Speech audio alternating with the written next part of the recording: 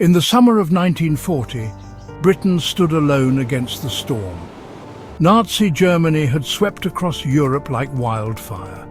And now the fate of a nation, maybe the world, hung in the balance.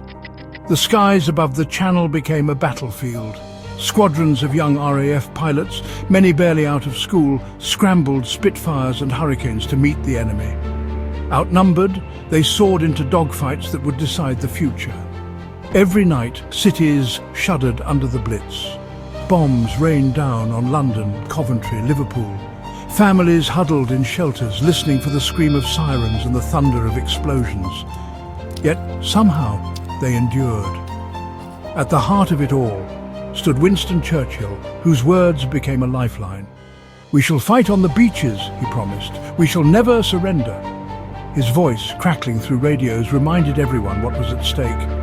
But this wasn't just a war of armies or machines. It was a battle of wills. People rationed food, blacked out windows, volunteered for the Home Guard. They sent their children to the countryside and still carried on. The world watched, breath held, and Britain, battered but unbroken, refused to fall. In those dark days, courage became contagious.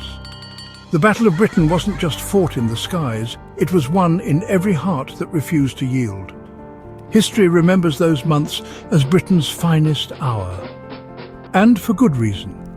Because when civilization itself was on the line, the British spirit lit a beacon for the world.